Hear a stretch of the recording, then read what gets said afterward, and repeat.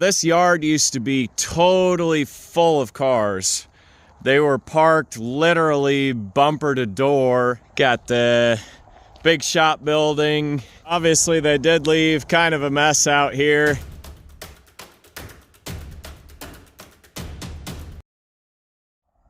So you guys will remember back a while ago, Joe bought a Diamond T wrecker truck and we went out to a property to pick it up. That truck had been sold on auction, and so he basically bought it sight unseen. When I went to pick that thing up with him, we actually discovered that that property was available for sale. After some thought, deliberation among myself and my advisors, I have bought the property. And this is what it is. Now, this has been a salvage yard for a long time.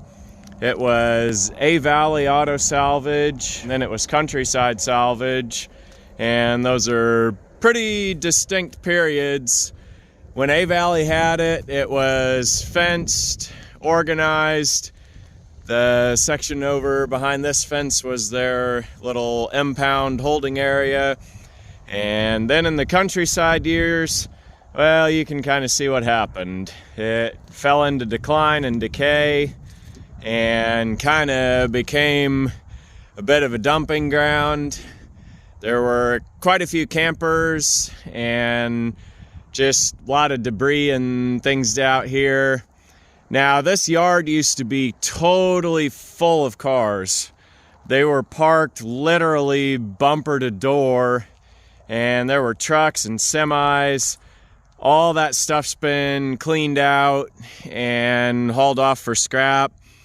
I watched that whole process happen from pretty distant, and that's been over the course of the last 10 years now.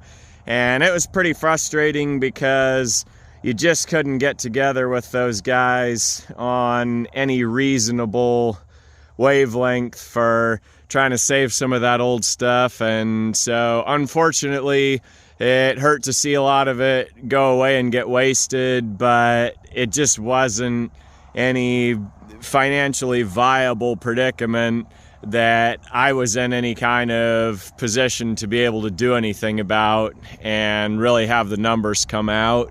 If anybody wants to see kind of the tail end of that, Tractor Dave filmed around out here, and there's a video that he did, and I'll probably post a screenshot of it. His channel on YouTube here is Crazy D Equipment. He's into tractors, and so if you're into that sort of thing, he did film around out here. There are some trucks and buses left, but the cars were pretty well cleaned out.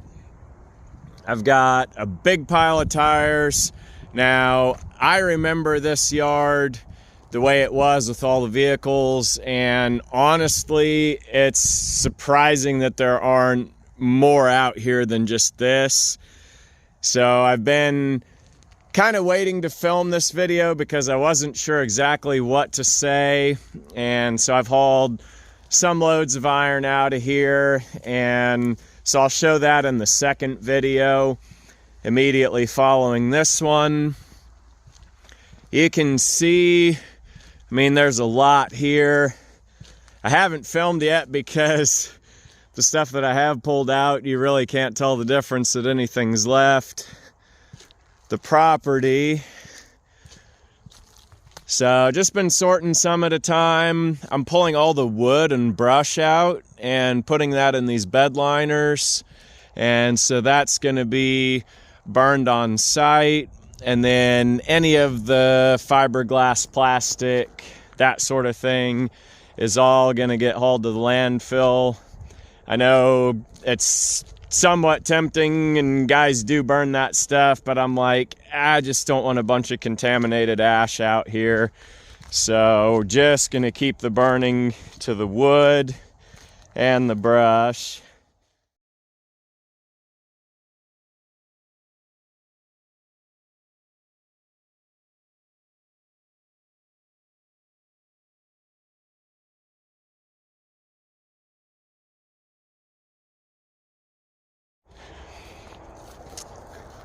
Been busy pulling tires out. These ones that are left here, those are all ones with wheels in them. And the boats. Little bit of a sore subject about the boats, but being fiberglass, they actually will take these, and so I'm gonna be able to get them across the scale as construction and demolition debris, believe it or not. I have checked with the landfill on that, but you can see the bulk of the piles kind of toward the front, and you go further back and there's a lot of good clean property, and I believe this property can be returned and restored and cleaned up to something viable and be a good functional usable piece of property. So tell me, am I delusionally insane? Am I crazy for taking on a project like this? There is I believe a 40 by 40 shed, maybe 40 by 30, and it's got the boxcar sheds behind that, and all of that, just good usable storage space. It may not look like it, but there are 27 boats here. Now, obviously, they did leave kind of a mess out here, and given the way the property was, there just really wasn't that much of a choice. You basically had to kind of work from the front to the back, and they'd shove a pile, get to a car, shove some trees, and one at a time, they just kept going. And so you can see I've been pulling the metal and the steel and junk out, and there's quite a pile of it there. So I'm kind of working toward getting all that out. Steel right now pays $160 a ton. The trash, like I was saying, is around $40 a ton. And then tires, give or take about $3 a piece to get rid of them, depending on size and weight. And we'll kind of go through what the process is to get rid of those. I'll probably put that in a upcoming video. I'm not gonna totally change the whole channel to be just junkyard stuff, although this is a big project, and as I go along, I'll definitely keep you guys updated on what the progress is and what we're doing. So this is a little bit like eating an elephant. You just take one bite at a time and go one pile at a time. This one, I'll pull a little more of that plastic out, and it's mostly brush, so it's pretty close to being ready to burn. I've pulled a lot of metal out of these, and I'll just go around with the car trailer. I've got some wood sides on it. We'll just pile it all on there and take it to the junkyard. I did buy a skid loader to use on this project, and it's going to be coming here pretty soon. So the per ton price of the metal is higher than the trash, and I'm hoping that the number's gonna come out pretty close. I'm hoping I won't be too upside down, but for the price that they were asking for this property, I could have a good cushion and budget for cleanup and still be ahead on it financially. Maybe not so much with the time invested, but it's just one of those things. Land right now has pretty delusional valuation around in this area, and it's just kind of tough to come by. A lot of these people, when the old family patriarchs die, it gets passed on to the kids, and so property in the area where I'm looking and kind of trying to stay just isn't that easy to come by. So something like this that's gonna need somebody to clean up against the price that the initial buy-in was, it's just the type of thing I decided that the numbers come out. Property like this will be able to hold all of my vehicles in one place, which currently right now they are not. To me, I see it as a lot of work right now, but I think when the day comes that I get it cleaned up, I think the excitement's going to grow and build once kind of see it getting returned back to a usable state.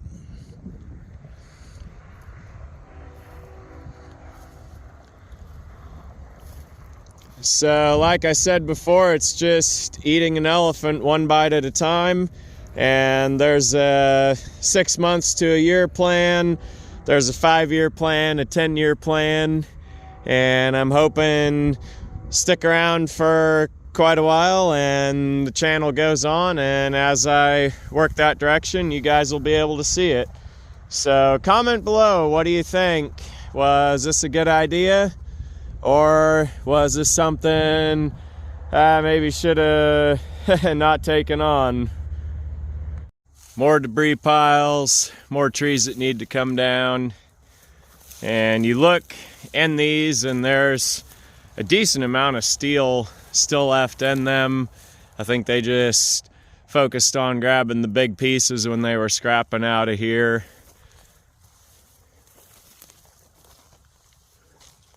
Very post-apocalyptic typewriter. Here's 21 more boats. There's one more boat.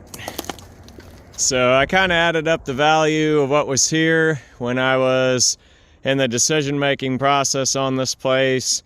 And there's a lot of concrete out here. The utilities are already run. There's a sewer lagoon. I mean, the concrete's not great, but it's way better than the alternative of this being a giant mud hole out here.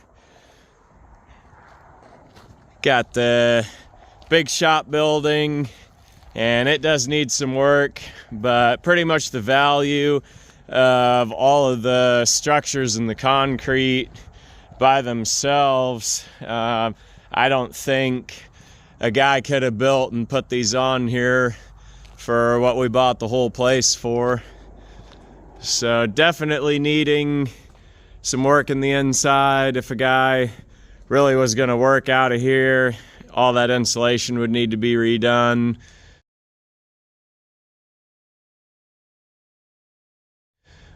But it's a good steel building, and all these supply chain things going on right now and all the commodities and that sort of thing, I think buying something that's already done and workable as far as the structure is concerned is pretty good opportunity when a guy can get a hold of one.